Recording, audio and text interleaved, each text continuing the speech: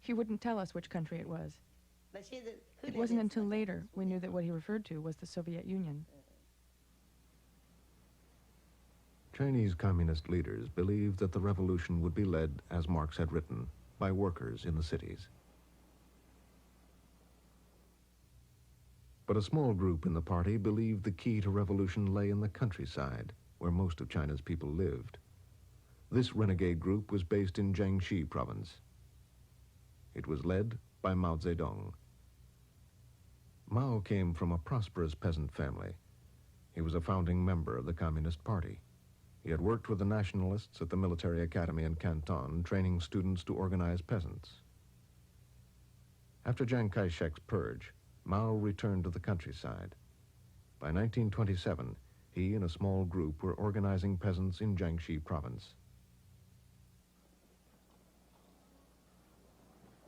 Conditions made the area a fertile ground for communist activities. 哎呀哈嘞，望着妹子是大哥，路上爱穷人唱着苦心那个。正月开始就忙米煮，一到2月忙管我，3房5月加粮食，加到一到晚上啊喽。加到宽来3分7，本老高少力高多。 挂条我来有万竹子，万条竹子是毛骨多，9条我连毛米煮，找一个里拽戳戳，就等10月天换地都是蛮难啊个。In South China, there were huge gaps between rich and poor. Rents were high, and taxes were often collected decades in advance.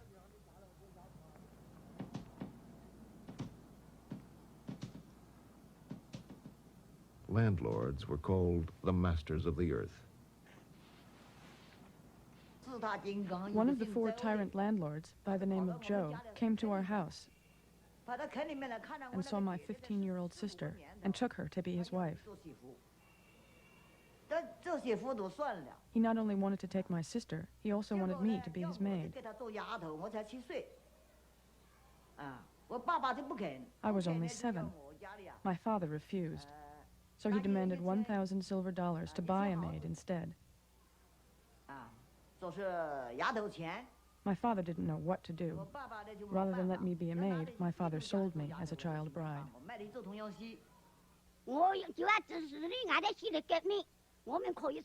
People told me if I joined the revolution, I would have my freedom.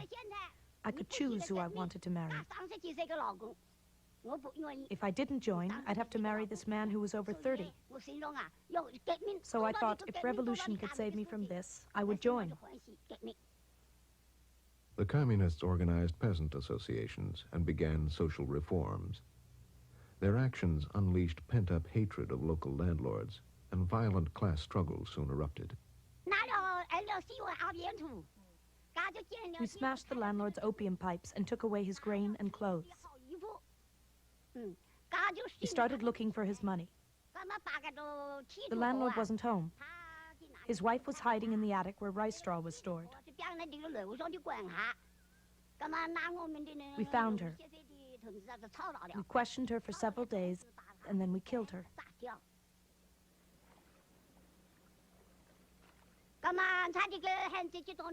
We gave the grain to those who had nothing to eat. Some got about 50 pounds, some got 100. We gave the clothes to those who just didn't have any, so the poor were really eager to join us. By 1930, the communists had set up a government in Jiangxi. Mao had joined forces with Zhu De, another veteran revolutionary. Their men formed the Red Army, which Liu Hanshao joined. I often saw Chairman Mao. He was tall and thin. When he went out, he rode a white horse. We didn't have cars then. When he went to work, he would be followed by 8 security guards, 3 to carry lanterns and 2 to carry his lunchbox.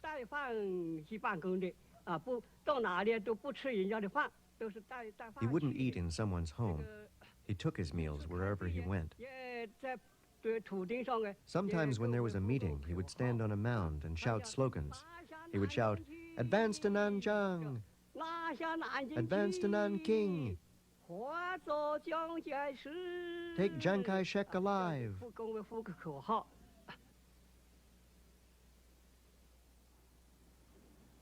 Although the communist area was relatively small, many nationalists were frightened by the violent events there.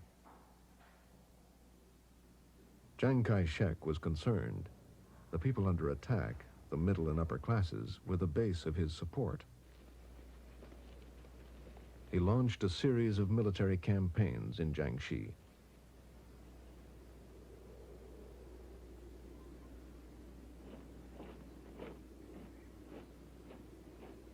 They were defeated. Our main forces would lure their troops, lure them into the mountains, like we did in the battle at Longgang. We would lure them in and then pull back. This is called pulling back your fist before you strike. It was like drawing them into a bag. And suddenly we'd surround them and wipe them out.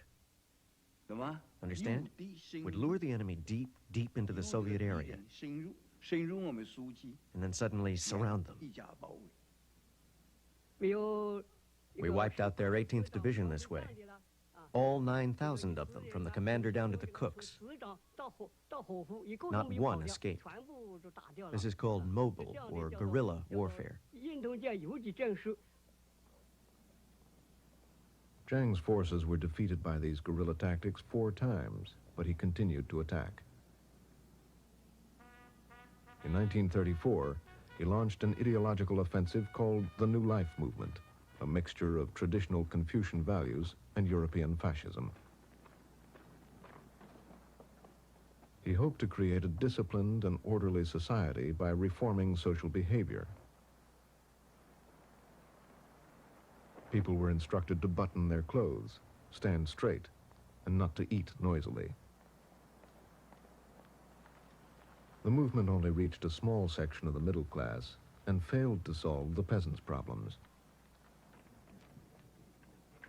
But Chiang's 5th military campaign was a success.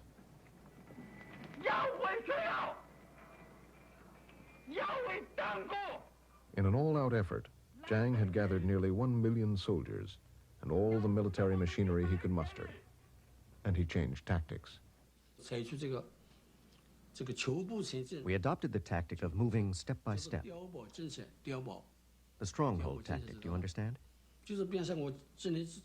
For instance, I could walk 20 miles a day, but instead of 20, I would only do 10.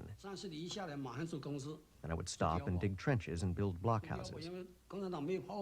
Since the communists didn't have cannons, they couldn't take well-defended blockhouses. So our troops worked very hard to build them, and we wouldn't advance until a place was firmly in our control. This was how we tightened our stranglehold on the communists.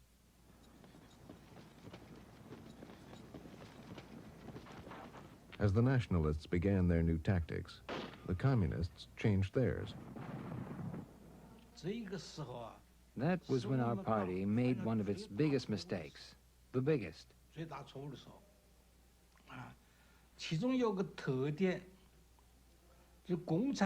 What happened was that the Communist International sent an advisor, Li De.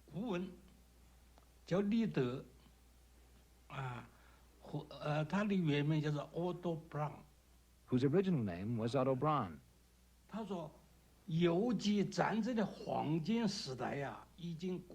He claimed that the golden age of guerrilla warfare was over, and that it was now time to develop positional and regular warfare.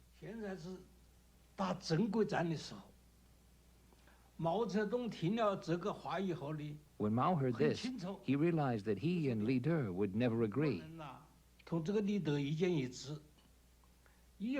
And after that, Mao didn't go to any more meetings of the military committee.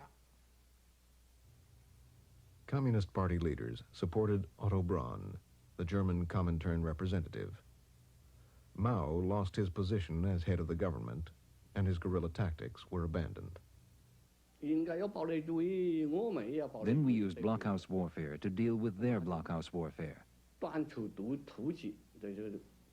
It was tit for tat, but of course it didn't work. They had planes and cannons. We had nothing. So the communist area shrank and shrank.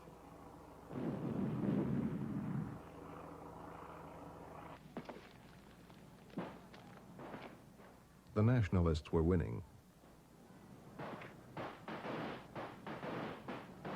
The communists had already lost much popular support because of their violent class struggle. By the summer of 1934, they were losing badly. We were being killed off. The revolution wasn't plain sailing. There were people who wavered and were traitors. They saw the situation was going from bad to worse, and they changed with the wind. Communist organizers were arrested by the nationalists. A nationalist official wanted to bail me out of prison to force me to be his concubine. I didn't want to, but they threatened me, saying, if you won't, we'll put a firecracker in your vagina and light it. Aren't you afraid? Sitting or standing, I was just as tall as anyone else. Why should I be someone's concubine? I didn't want to, but what could I do?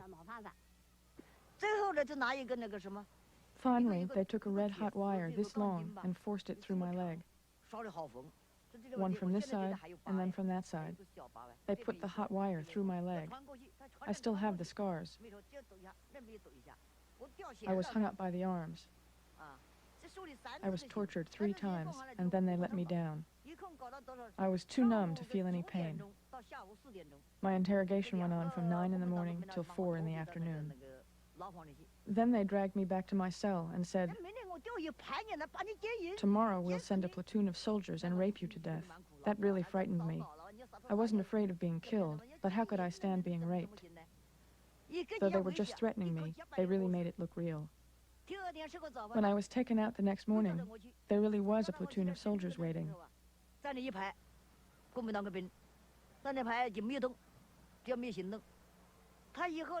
The officer said, just look at those men. If you don't confess, you'll be raped to death, right here. I said, I don't know who is a communist, and I'm not a communist leader. I'm just a laundrywoman. I didn't tell them a thing, and in the end, they sent me to the concentration camp at Zhejiang. They never got anything out of my mouth. In October 1934, nearly 87,000 communists broke out of the nationalist blockade. They began a forced retreat which became known to the world as the Long March. For over a year, they walked an average of 17 miles a day, often through hostile territory. Nationalist troops chased them much of the time. The soldiers crossed 24 rivers and climbed 18 mountain ranges, and they walked more than 6,000 miles.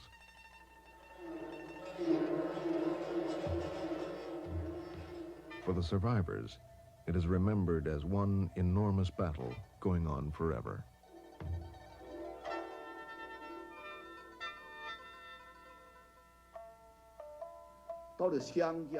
By the time we got to the Xiang River, we had lost half our troops.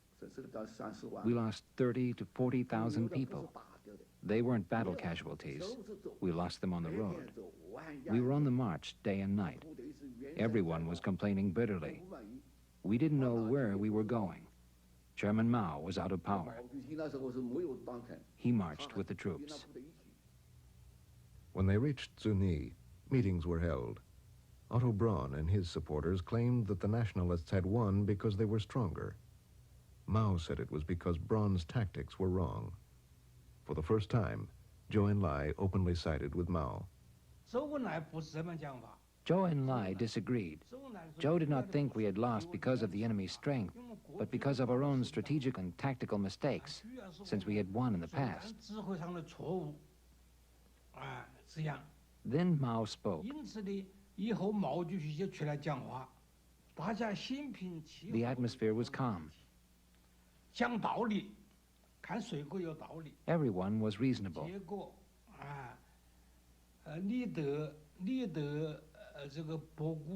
In the end, most decided that Li De and Bo Gu were wrong. Most people agreed with Mao's ideas and wanted Mao as our leader on the Long March.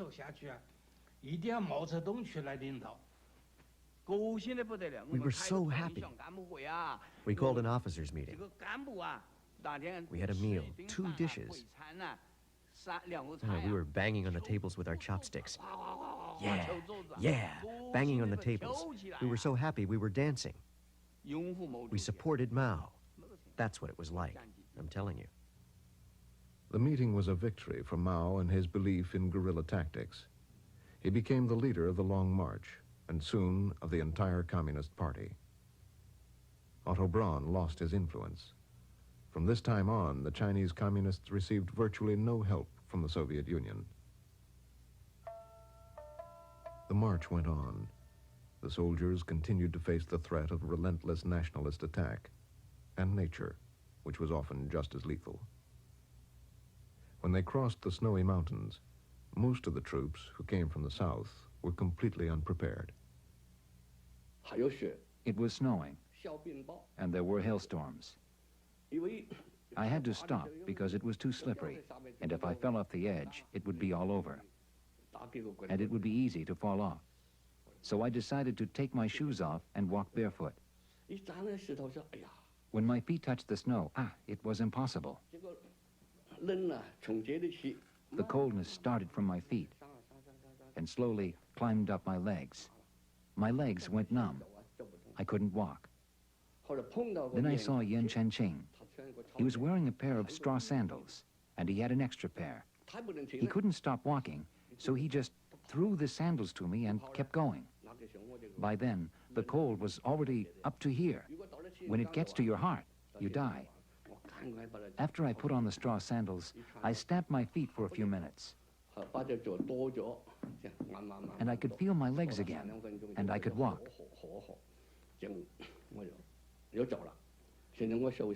I still have a photo of us.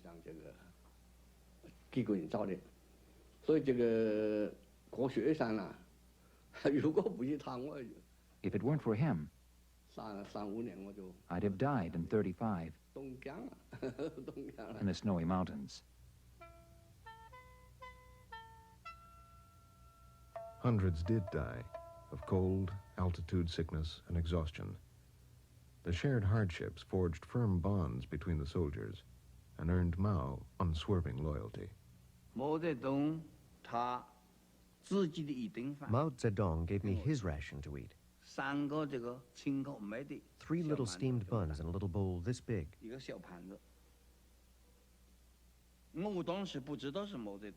first I didn't know that it was Mao's. In one bite, I ate 2 of them. When I found out it was his meal, I stopped eating.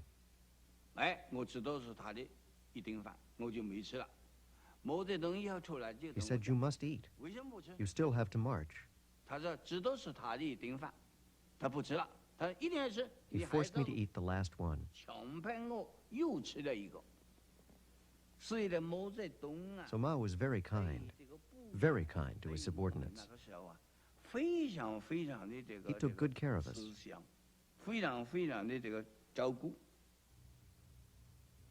The army now had to cross the grasslands. More people died here than on any other part of the march. There was nothing there, absolutely nothing.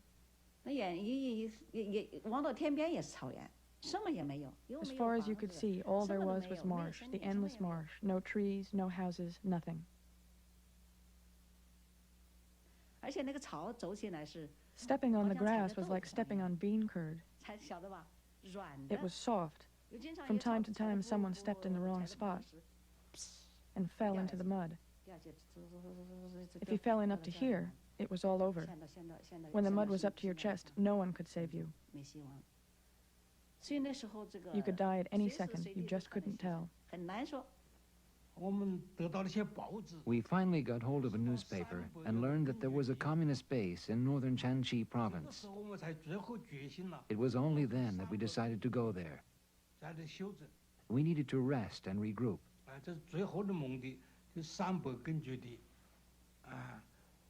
We knew it was extremely poor there, but we had nowhere else to go.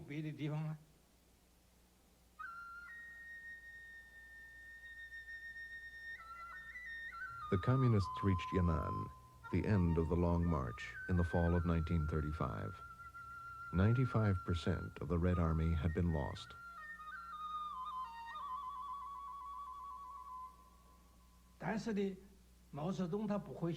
But Mao didn't lose confidence. He asked us a question. Although there are now only 6,000 or 7,000 of us left, are we stronger or weaker than before? His answer was that we were stronger. He said the people who remained were gold.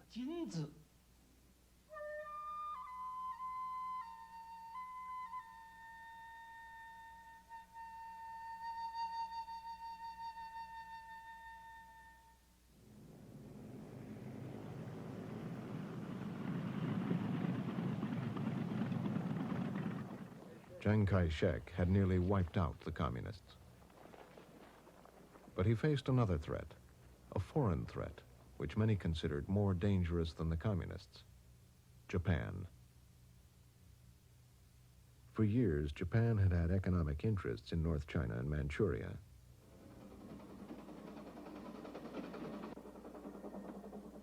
Throughout the 1920s, it expanded its interests and defended them with increasingly hostile military activity. Japan's aim was to colonize China. The Japanese posed the greatest threat to the warlord of the region, Zhang Shiliang. Zhang Shiliang was one of the most powerful men in China. He was the Generalissimo's second in command, and he retained his own huge, well-equipped army.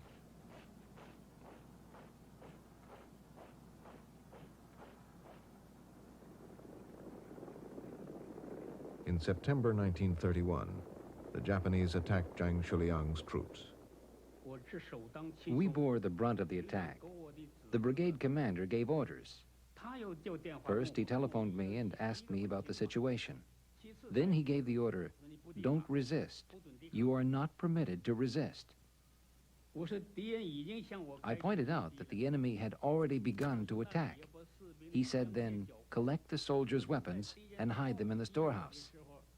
I said that there was no way I could collect the soldiers' weapons and hide them when the enemy was shelling us.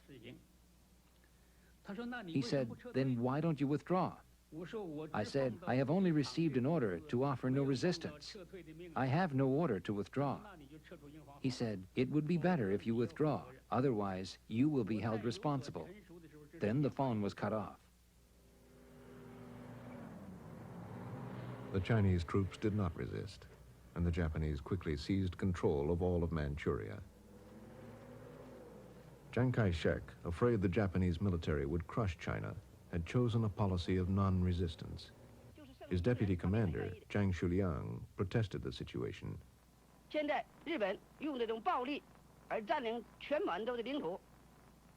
Many held him responsible.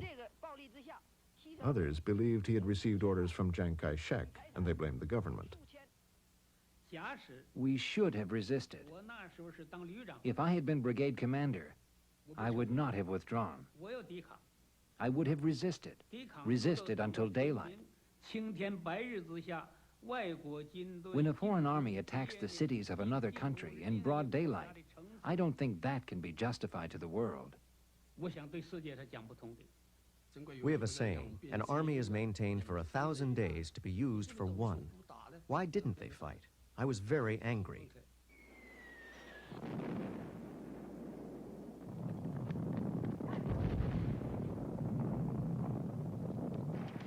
The Japanese used Chinese protests as an excuse to attack Shanghai.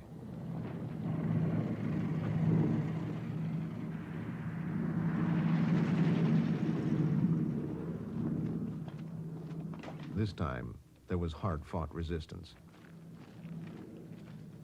Hello, everybody. This is Floyd Gibbons speaking. This was the last stand, the last barricade of the Chinese forces of the 19th Route Army that opposed the advance of the Japanese Marines through these ruins. Hardly a month ago, Families lived in these places, fathers, mothers, and children. This was all that they had in the world. In that part of Chapei occupied by the Japanese, all means of communication are being destroyed. All Chinese found in this quarter are forced to undergo a thorough search as snipers. Possession of arms is taken as conclusive evidence of guilt, and the punishment is certain death. A ceasefire was declared in Shanghai, but prospects for peace were dim.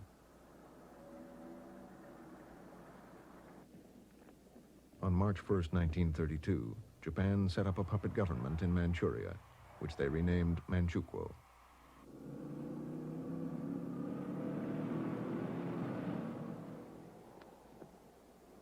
They installed the former boy emperor Puyi, now a young man, as head of state.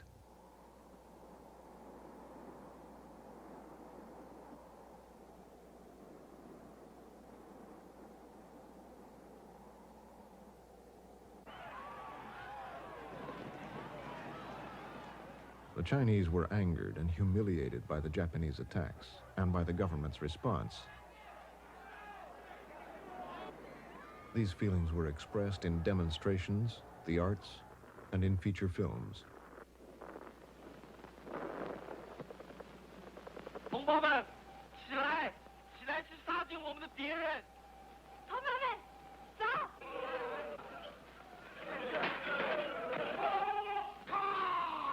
三个敌人，前进！突击起来！民族万岁！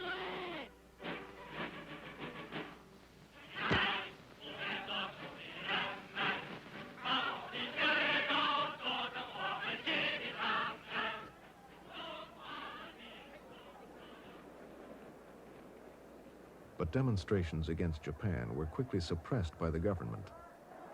Chiang Kai-shek was afraid these disturbances would provoke another attack, which China would not survive. We weren't ready. We couldn't let a little event trigger a war between China and Japan before we were ready to fight. The best way out was to persuade the Japanese to give up the idea of invasion. We tried everything.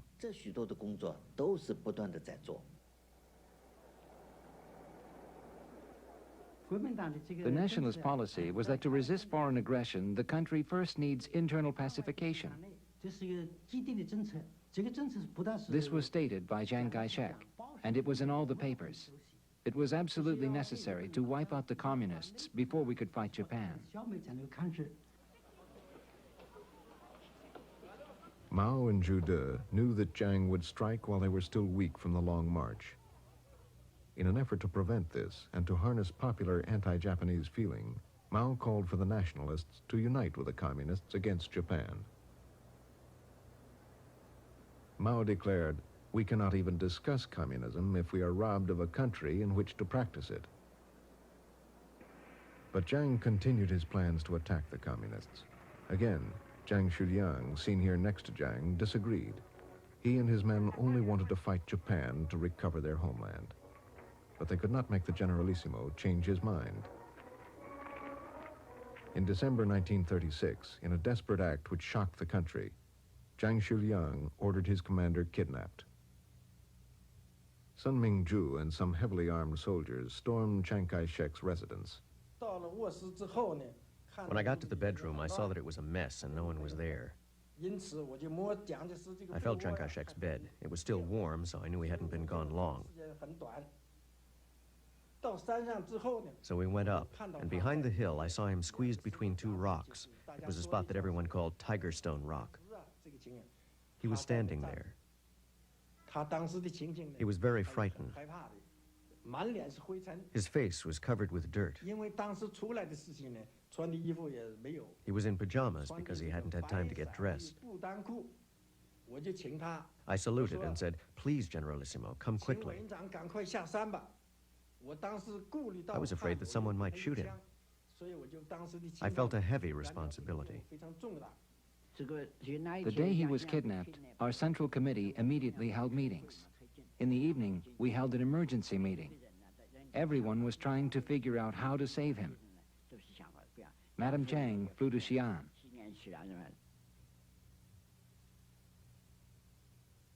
Chiang Kai-shek feared he would be put on trial and executed. If anything should happen to Mr. Jiang, no one in China would be able to fight Japan. Nobody would be able to stop Japan, and the Japanese would certainly march into China. That would be certain. No one would resist. All China watched as his fate hung in the balance.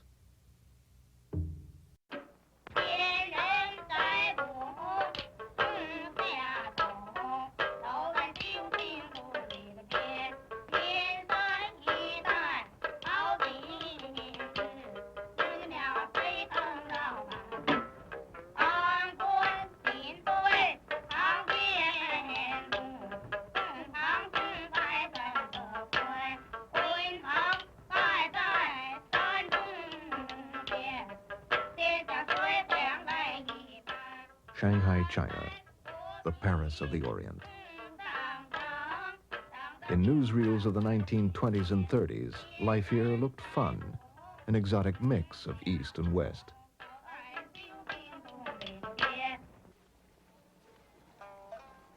The reality of China was different.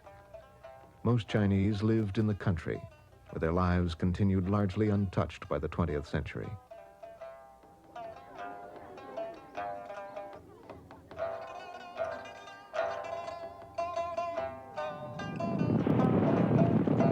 But the people of China were about to be engulfed in years of violent conflict, years which would dramatically change their country and their lives.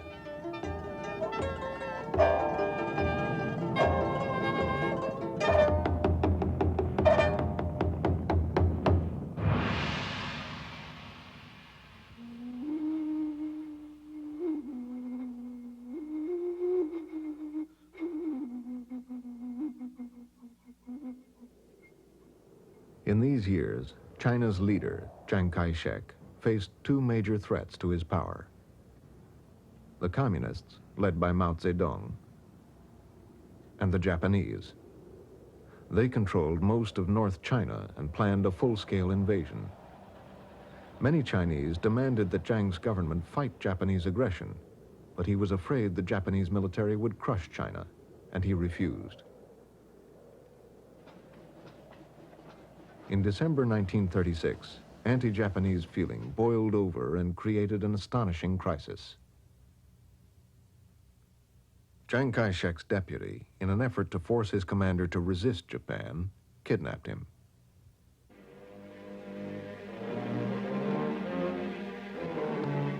New thunder over China, a storm which the world fears.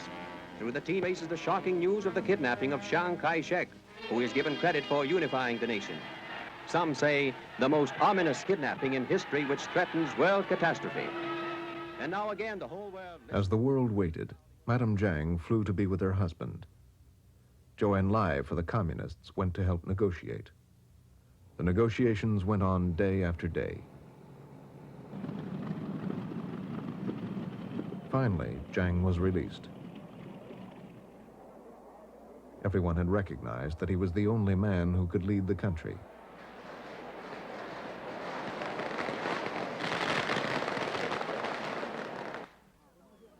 And he had at last agreed to work with his old enemies, the communists, against Japan.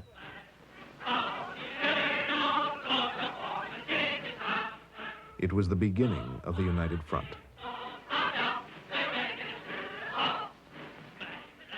Mao Zedong's communists and Chiang Kai-shek's nationalists would stand up to Japanese aggression together.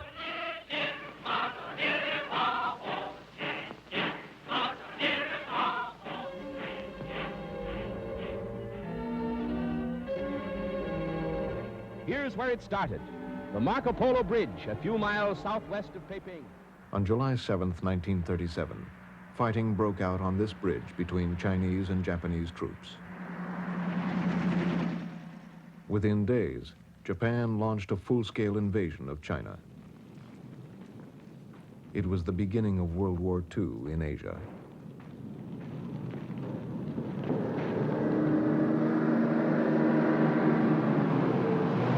Japanese easily overpowered United Chinese resistance. They took Beijing in days, and then Tientsin.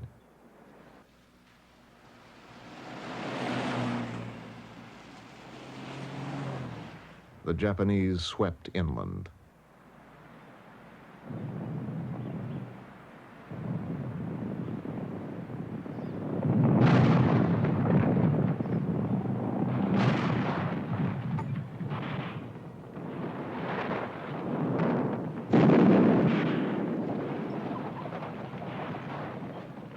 In October 1937, they arrived outside Meihua village, a few miles from these scenes.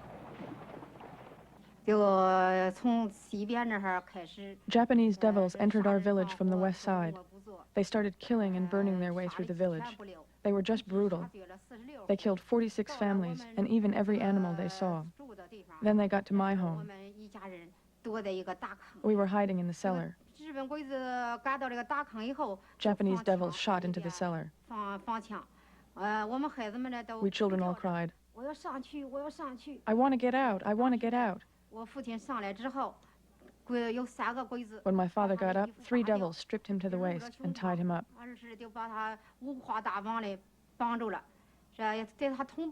He was tied up with more than 10 other men.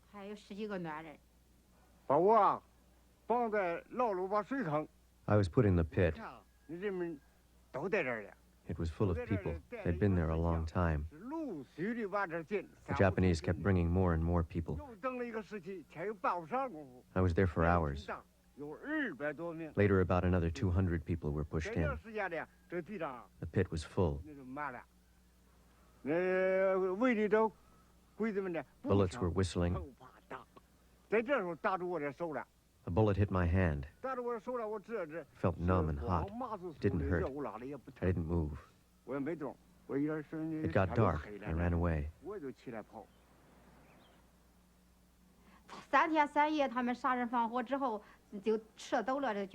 The Japanese killed and burned for 3 days and nights. Then they left. My grandfather and mother started looking for my father's body. They found it in that big pit.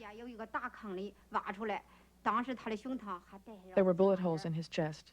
He was killed by the Japanese devils.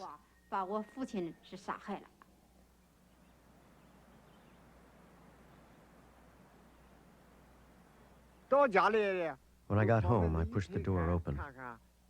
It was quiet. No one was there. I wondered what had happened to them. I looked everywhere and I couldn't find them. I went outside. I saw that there was fresh earth in the courtyard. I thought someone must be buried in it. And I went over to the well. The winch had been torn out. People were in there, too. I asked a couple of people to help me. I found my grandmother, mother, and 2 sons buried in the earth. I pulled my wife and 3-year-old out of the well.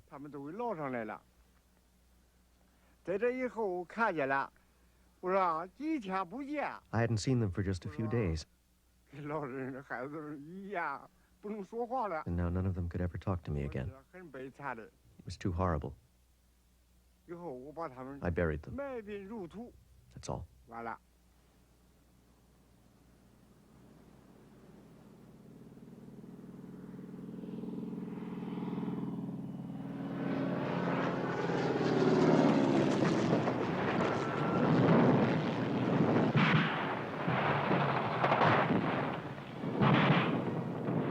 Shanghai was bombarded. There were huge civilian casualties.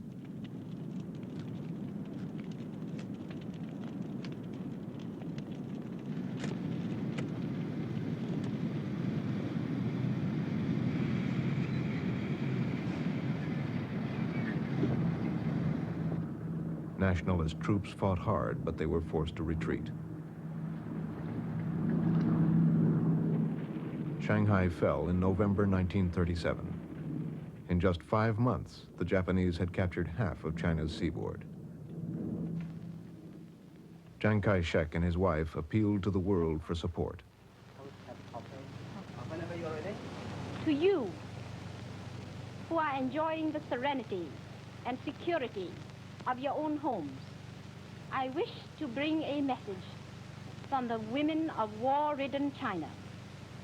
It is this: if you wish to avoid the calamities that are befalling China now, and the killing and mutilation of your loved ones and your fellow beings, boycott Japanese goods. The battle for the capital, Nanking, was fierce.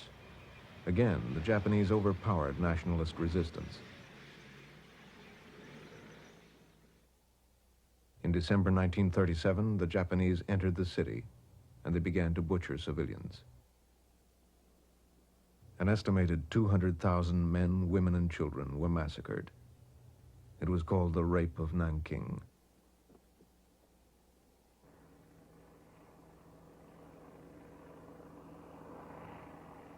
By June 1938, Chiang was desperate. He ordered the dikes of the Yellow River broken, hoping the flood would stop the Japanese forces. The people in the area were not warned. For them, it was catastrophic. 11 cities and thousands of villages were flooded. Millions were made homeless. Hundreds of thousands died. And the Japanese continued.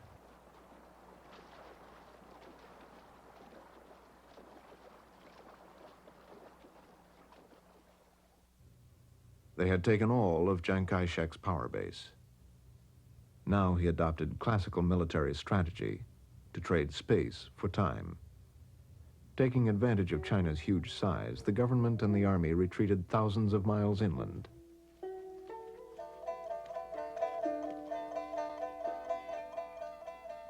Schools, universities, and businesses followed, and people.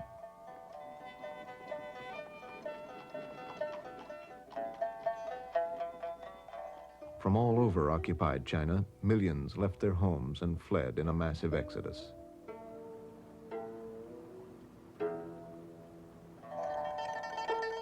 The government moved to Chongqing in Sichuan province.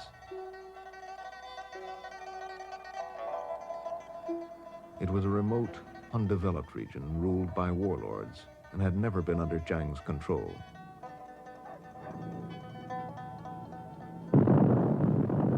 The Japanese bombed Chongqing for weeks at a time.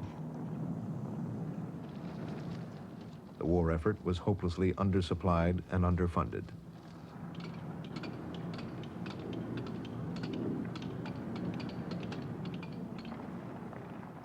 Chiang shored up his government with propaganda and parades.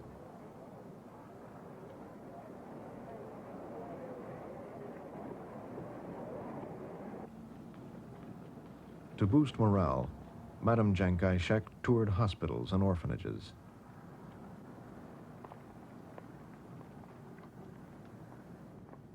Chongqing held on.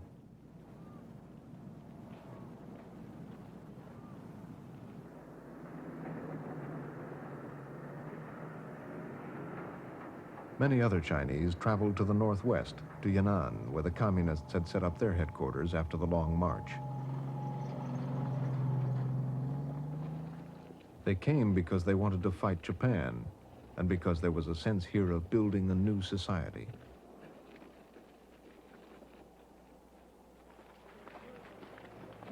The atmosphere of these early days is remembered as one of enthusiasm and exuberance, the Yan'an spirit.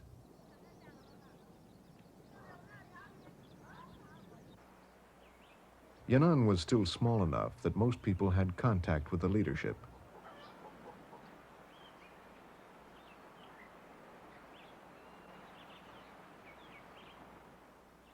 Mao was developing some of his most important theoretical work. He was adapting Marxism to conditions in China.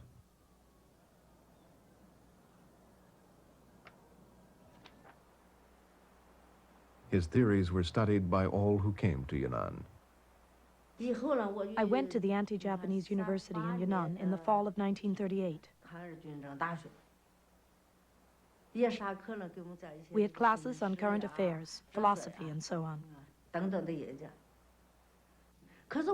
None of us minded the hard conditions. At night, we shared huge beds. Each person had just this little space, about a foot, one next to the other. We got up early in the morning. We did morning drill, and we learned how to use weapons to fight the Japanese. The term was only a few months long. Then we would be sent to the front, and we sang this song.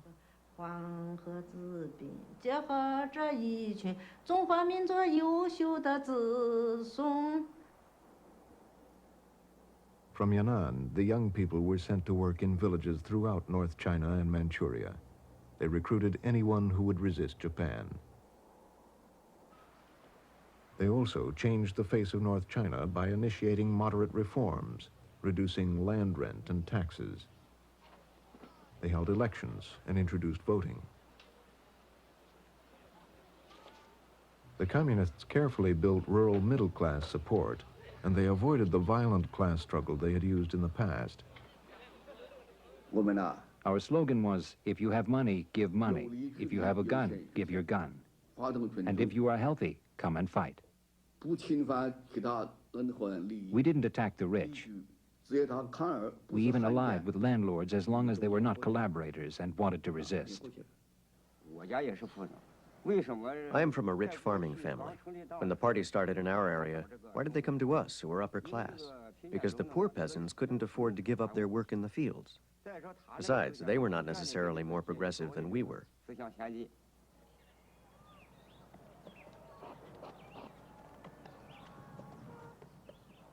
Women were the most constrained by tradition.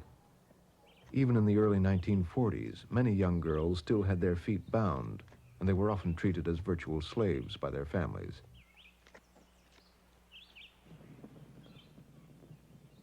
For example, a woman had no rights in her own family.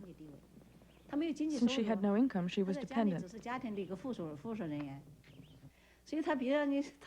When someone knocked on the door asking, "Is anyone home?" she would say, "No, there's no one here." See, she didn't even think of herself as a person.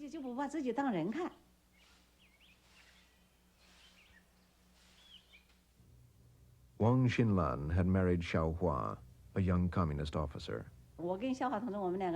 After work, Xiao Hua and I used to walk through the village holding hands. Sometimes after dinner, we would just sit there, talking and laughing. They were very envious. They said, "You must have done a lot of good in your previous life, for God to have given you such a good husband." I said, "That's got nothing to do with it. It's because women like me have changed our political status. We're independent people. Among us, men and women are equal. We are equal even though he is the husband and I am the wife." We tried to explain this to them. It was all very surprising to them. The communist call to fight Japan, combined with their moderate social reforms, had a powerful appeal.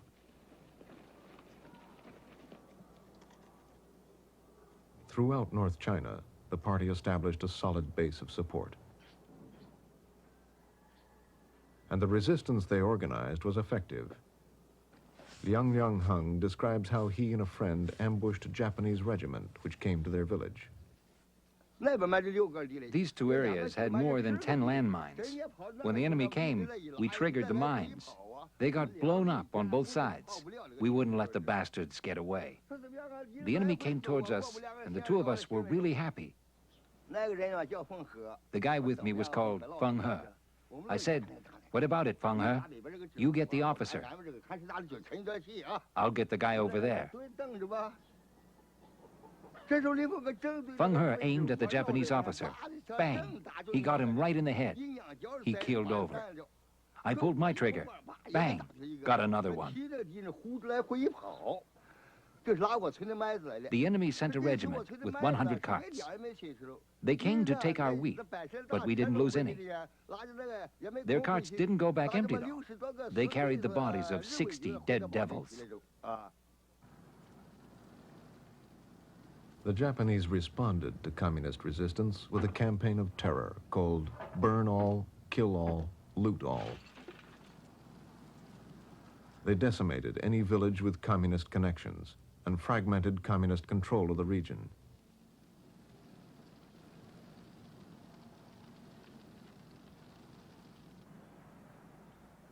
The communists and nationalists were still officially fighting Japan together, bound by the United Front. But there were frequent clashes between the two sides. In January 1941, nationalist forces suddenly attacked a communist unit. The unit was wiped out. It was the end of the United Front. Mao sent a message to Chiang Kai-shek. Those who play with fire ought to be careful. If things continue to develop this way, all the people of the country will throw you into the gutter. Chiang's response to a journalist was, "The Japanese are a disease of the skin. The communists are a disease of the heart."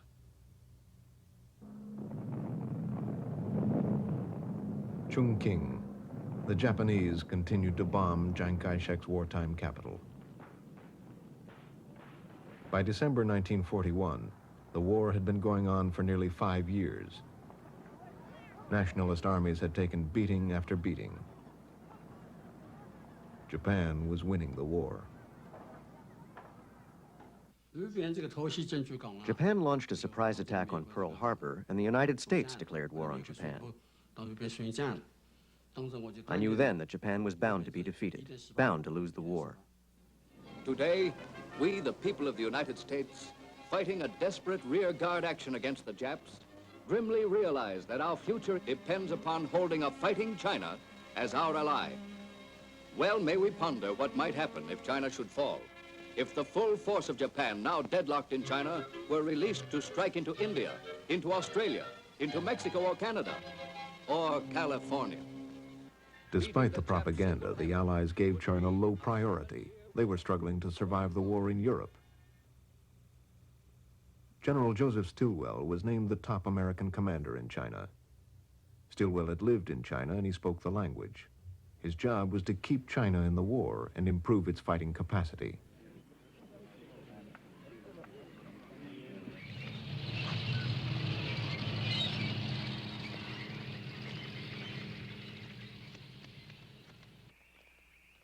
He commanded Chinese troops, and he believed that, properly trained, they would be among the best in the world. But he railed against the nationalist command. He would speak in expletives to me about the Chinese generalship because he would find them pig-headed, vacillating, they'd change their mind. And again, Jiang would not want to commit a large force to gain an objective. He would send it in driblets, and it would then be consumed by the Japanese in driblets. Stilwell found that the Generalissimo was unwilling to commit his troops against the Japanese because he was saving them for use against the Chinese communists. He had 500,000 of his best troops blockading the area occupied by the Chinese communists. Stilwell soon saw the Chinese war effort was hampered by another problem: corruption. It started at the top with Jiang's inner circle, his wife's family, and a handful of his oldest friends. They controlled the economy and made enormous profits from their positions. Jiang himself was never accused of corruption, but he did nothing to stop it, and it spread to all levels in the nationalist government. Those it hurt most were the ordinary soldiers Stilwell was trying to command. Conscripts were treated brutally. They were afraid we would run away, so they would tie 5 or 6 men together on the same rope. That's how we traveled. We were strung up in groups. I saw hundreds of our conscripts strung up and pulled along on ropes. At night, to stop them running away, they tied their legs. I saw it with my own eyes. The nationalists had corrupt officers. They put sand in the rice to replace what they had taken. We ate moldy rice with a lot of sand in it. They said we were drafted to fight Japan and defend our homeland. If they really meant it, why didn't they give us food and clothes? Why was there corruption? Poverty. If America didn't have enough food and clothing, corruption would exist there too. As the Chinese saying goes, only when one has food and clothing will he know ethics. Nearly 1.5 million men died of starvation or illness before ever reaching their units. 1 out of every 10 men drafted during the war.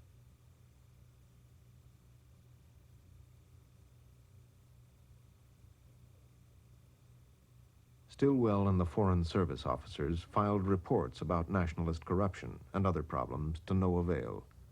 Nationalist censorship and the American media bolstered Chiang's image. Well known to every American is lean, keen Generalissimo Chiang Kai-shek, undisputed leader and idol of 450 millions of Chinese. In 1943, Madame Chiang visited the United States and charmed Congress and the public. Let us not forget that Japan in her occupied areas today has greater resources at her command than Germany. Let us not forget that during the first 4.5 years of total aggression, China has borne Japan's sadistic fury unaided and alone.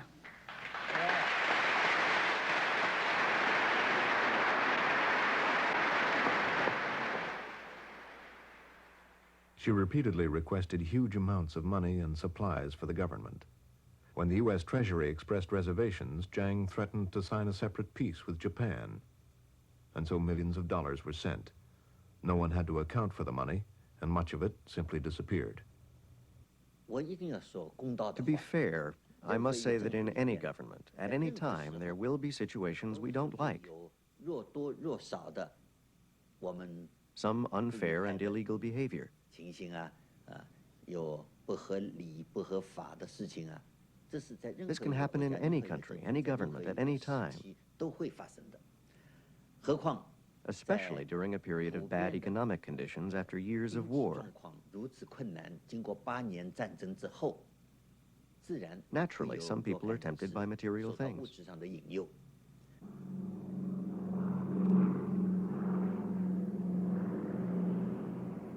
In August 1944, a group of American officers flew deep into northwest China to Yan'an. Anxious to improve China's fighting capacity, Stilwell and the American government wanted to know if the communists could be used effectively in the war. The Foreign Service officers who went to Yan'an were called the Dixie Mission. It was the first official Western recognition of the communists.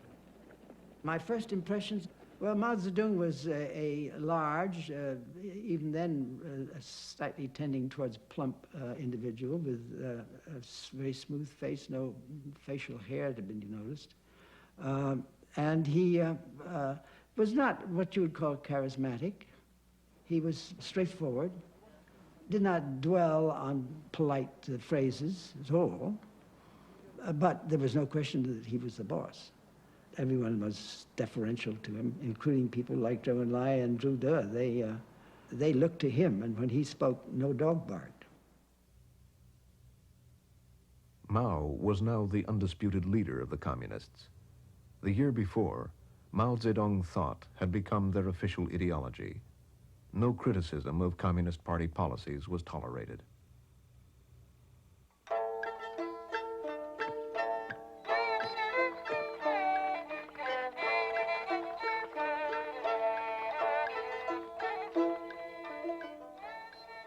The communists wanted to create a good impression, for they wanted American help in the immediate struggle against Japan, and they hoped for long-term support when the war was over.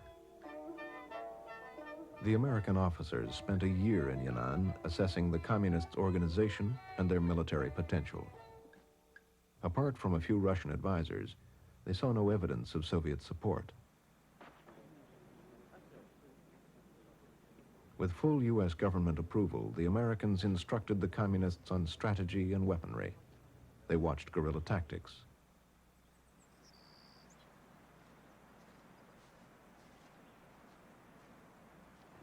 They traveled out from Yan'an and watched the Communists attack Japanese blockhouses. They saw that the Communists controlled huge areas in the countryside of North and Central China. Patrick Hurley, President Roosevelt's personal representative, visited. His mission was to mediate between Chiang and the Communists. When Hurley arrived in Yan'an, the plane sat down and the door was flung open, and there stood Hurley in his Major General's uniform, you know, glistening in his white mustachios and his 6'3", and he let out a Choctaw war whoop. And of course, the Chinese are much too courteous to stand and say what goes on. You know, they just I suppose they assume that this is the way foreign devils behave when they appear upon a scene somewhere. China was a very complex phenomenon, and it really baffled him, I think. He had great difficulty with identifying who the various Chinese were. He had, Mao Zedong was Mustang, and the nicknames that grew up there in an attempt to identify people was a very clear indication that he really was somewhat at sea, shall we say. Despite cordial appearances, Hurley's mediation went badly and led to deep communist mistrust of him. Hurley supported Chiang Kai-shek and did not seem to take the communists seriously. The Foreign Service officers made a different assessment. I reported on the communists after my visit there that I thought that they would probably win in China. And the reason I think that that would happen is that they had popular support. I mentioned, I think at the time, that they were a democratic force. That was a misnomer. They were a popular force, and they had a popular support. And only in that sense were they democratic. Relations between Chiang and Stilwell were deteriorating. Stilwell, on behalf of the American government, demanded that Chiang make sweeping changes in his army. Stillwell talked about the bad things in Chiang's government and Chiang's arrogance. He also asked that part of Chiang's troops be placed under his direct control and that Americans be appointed high-ranking officers. Chiang Kai-shek did not accept that. But all those were not the main disagreements. The biggest disagreement was that Stilwell wanted to send weapons to the communists, to arm communist troops, which was the last thing Chiang Kai-shek wanted. Chiang demanded Stilwell's recall. John Davies asked for a transfer. Almost every American officer with in-depth experience in China was fired or resigned.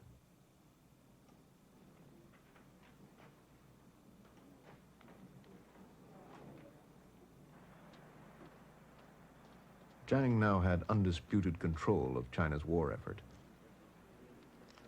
Stilwell was replaced by General Wedemeyer, who was much more sympathetic to Chiang. And the war with Japan was soon to be over.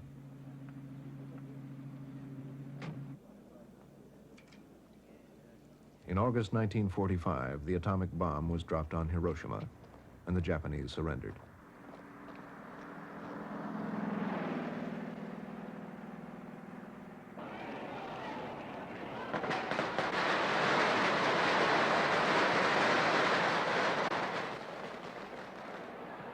In the victory celebrations, Chiang was the hero of China.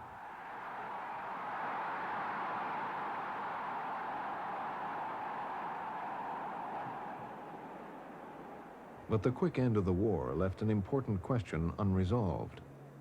Who would take the Japanese surrender in North China? The communists raced to get their armies north.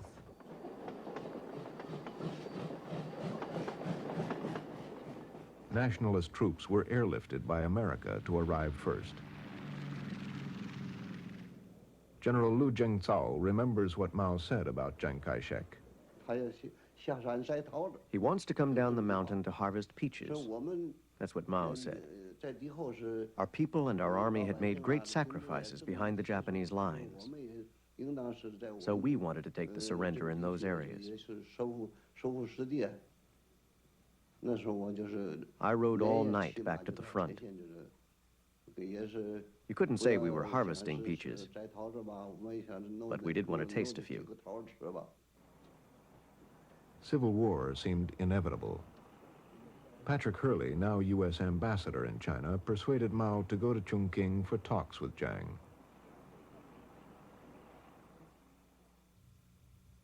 The two men had not met in nearly 20 years, since the days of Sun Yat-sen in Canton. Chiang addressed Mao as elder brother, and Mao made the toast, "Long live Chiang Kai-shek." But the talks led nowhere. President Truman did not give up. He sent General George Marshall to mediate.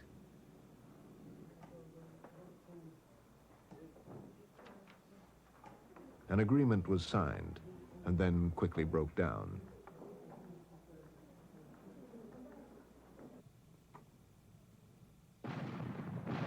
The Civil War began.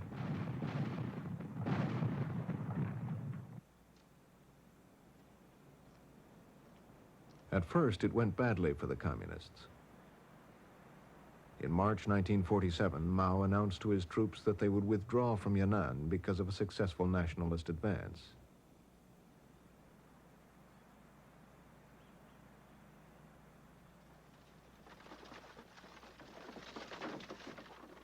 But Yan'an was only a symbol and not the base of their power. Their real power lay in the vast countryside of North China and Manchuria.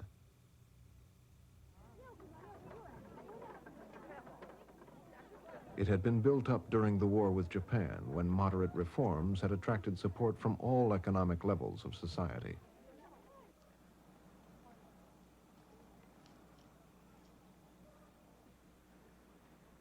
Now the communist leadership decided to expand their support by concentrating on the poor.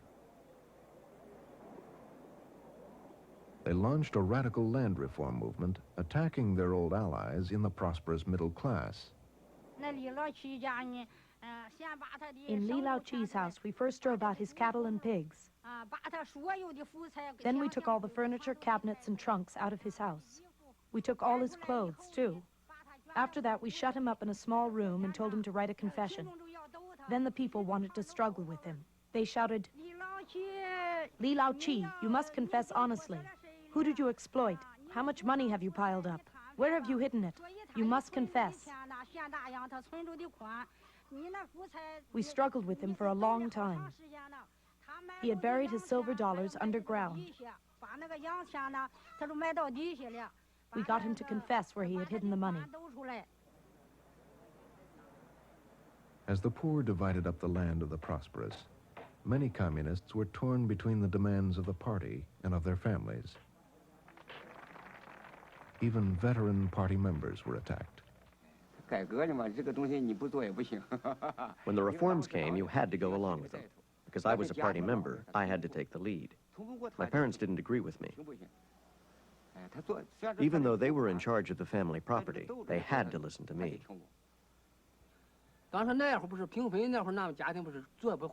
At the time of the land reform, my family had a new cart, a horse, a donkey, and about 5 acres of land. We had a large family and enough food. And so one night, they sealed up our house. All the landlords and rich peasants were locked up in one spot before the mass rally. I went and saw the situation was no good. I was afraid the struggle meeting might go wild. I was scared. The meeting began. My father was Wang De, and they tied him to a post.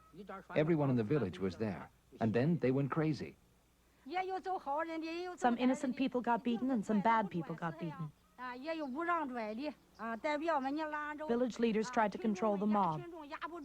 They even sat on the landlords to keep them from being torn apart.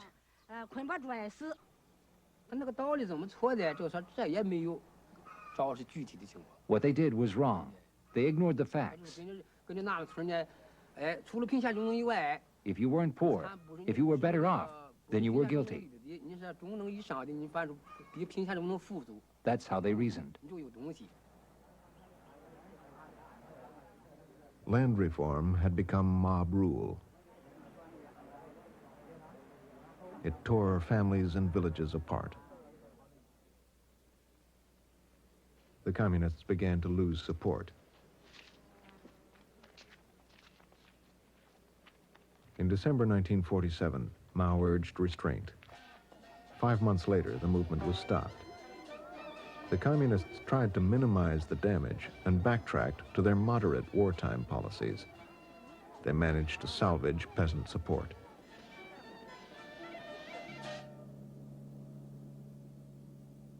In the cities, people's lives had not improved after the war.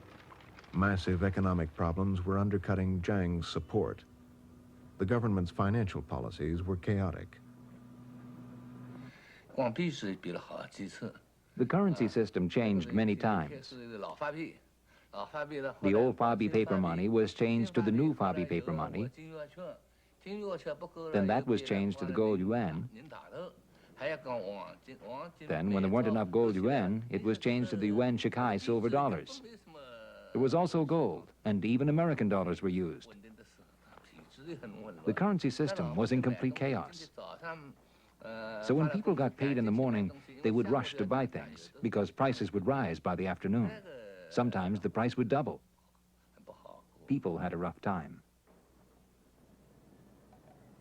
The homeless and starving filled city streets.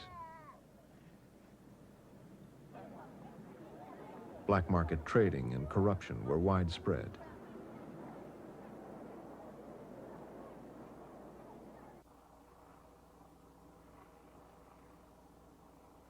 To make matters worse, in 1947, floods in the south destroyed the rice crop.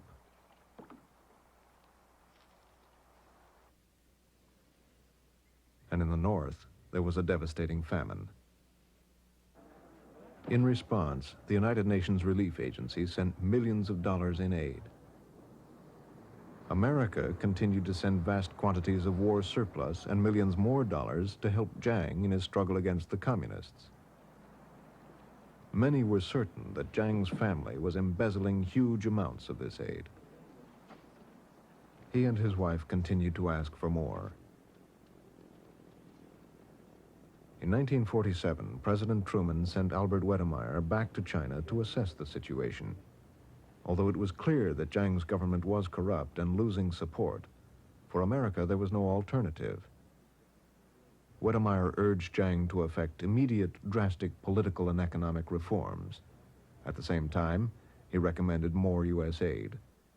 Wedemeyer's recommendation that we continue to support the government of Chiang Kai-shek has to be considered in the context of the times of the Cold War, in which the Chinese communists seemed to be allied with the Russians, and the hope that somehow or other military aid might contribute to the survival of Chiang Kai-shek's government.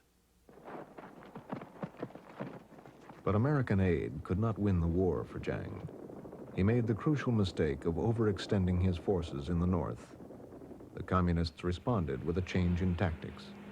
They mounted a major offensive against the nationalist armies in the cities.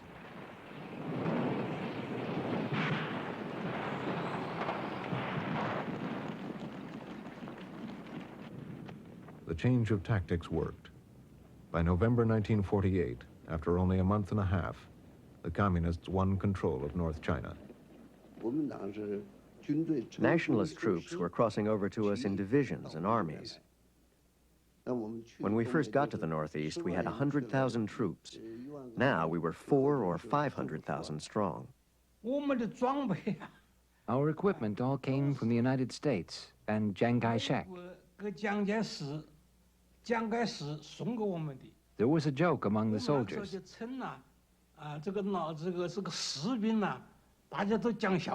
They said that Chiang was our best supplier of American weapons. That was the joke. They said that after we win, we'll give him a medal that weighs a ton.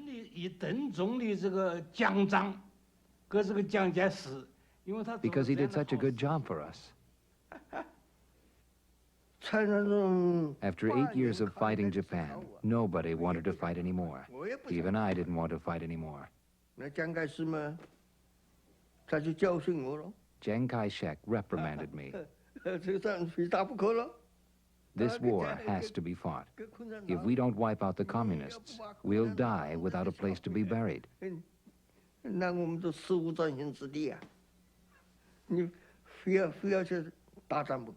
We've got to go all out. I couldn't say anything to that. He was my teacher, my academy commandant. He had been my commanding officer for many years. All I could do was obey. With North China under communist control, the battle for central China began. Huang Wei led Chiang Kai-shek's crack 12th Army.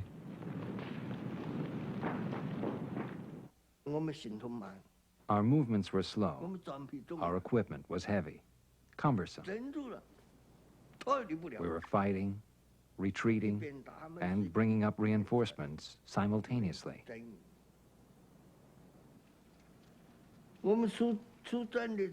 Our formations were beaten back bit by bit.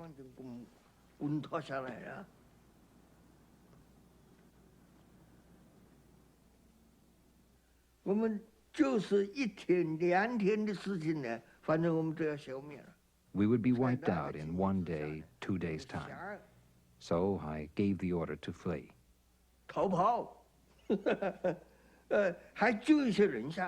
That saved some people. On December 15th, we broke out in several places. My deputy commander and I got into a tank and fled. We fled to a place about 15 miles from Chuangduiji.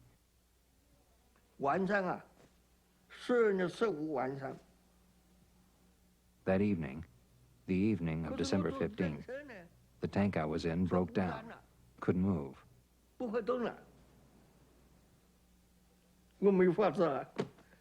So we got out and fled on foot.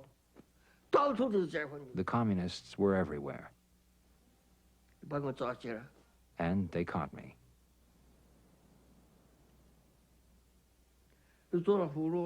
I became their prisoner.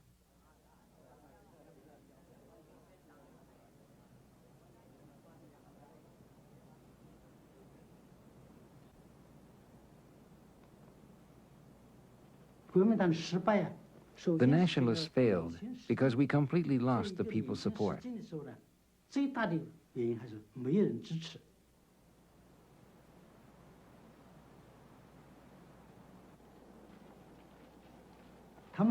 I had heard that during the Northern Expedition, the people gave us flowers and food. During the war against Japan, the people provided intelligence and helped us resist the Japanese. Once the Civil War started, we couldn't find anyone to give us even road directions. There's a saying in China, the water that carries the boat can also overturn it. On January 21st, 1949, 11 days after the battle for central China, Chiang Kai-shek resigned.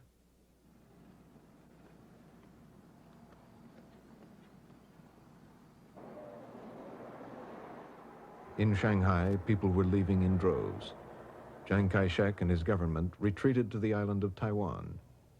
It was carefully planned. They took a huge part of China's art treasures and all of the central bank reserves.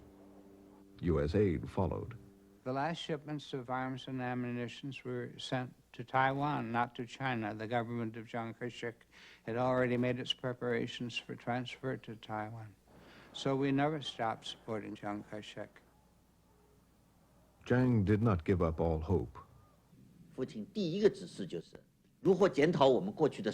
My father's first order was for us to examine our past mistakes, both domestic and international. Secondly, we should prepare to recover the mainland. He never said we should fight our way back. What we should do was help the people on the mainland overthrow the regime. So we've been making preparations based on this order since the first day in Taiwan.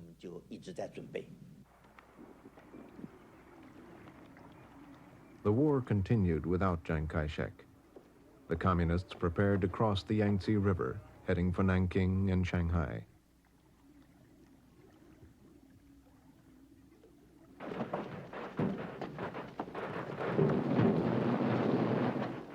They quickly overcame nationalist defenses.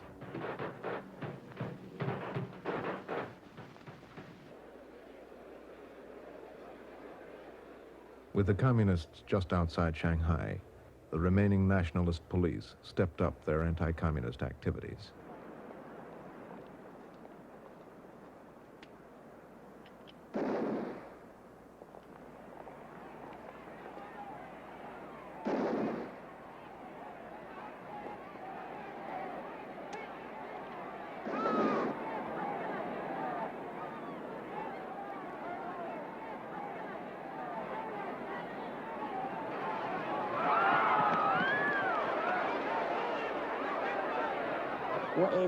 My husband had been arrested by the nationalists, and I couldn't find him.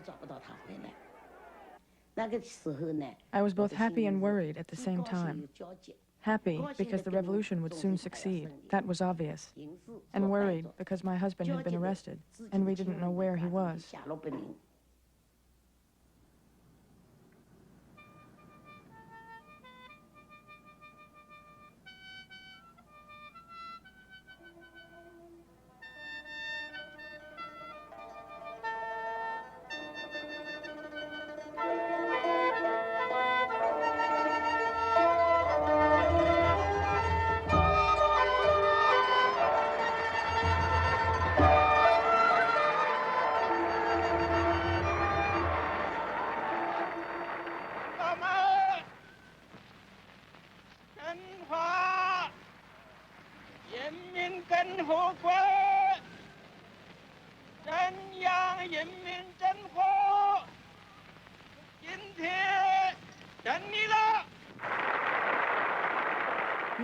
On October 1st, 1949, we listened to the radio.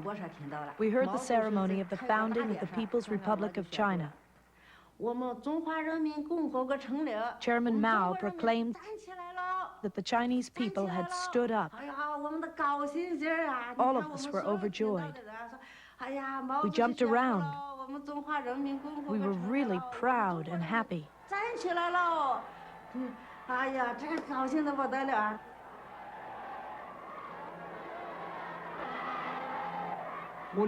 My daughters were very young. They asked why there was so much excitement. I told them they would understand when they were older. As for me, it was the day I'd been working for all my life.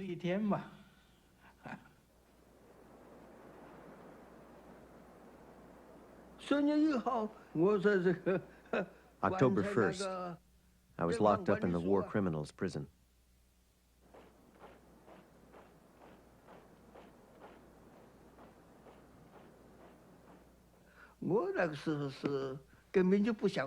I had no desire to go on living, but I couldn't just die. I was very stubborn. I really couldn't change the way I thought. So I was locked up in thought reform for 27 years. This man, I think he was a great man. He was a hero.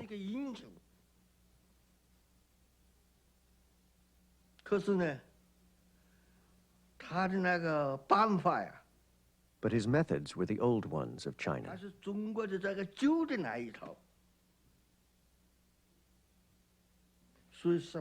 And he lost.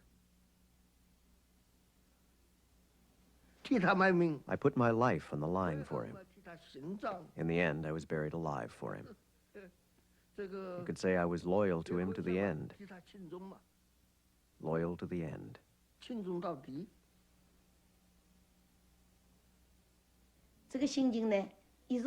I felt happy on the one hand, because I had been looking forward to liberation so much, and it had come at last. On the other hand, I felt sad, for my husband was dead. But then we thought that people always die in revolution. No death, no victory.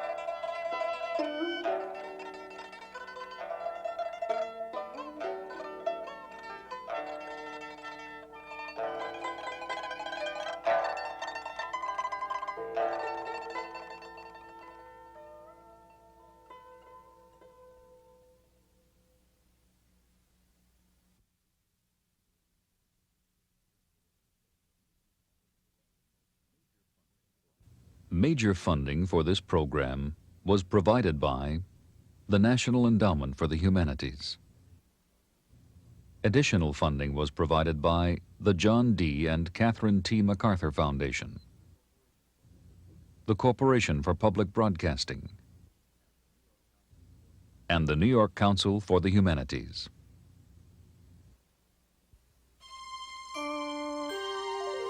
This is PBS.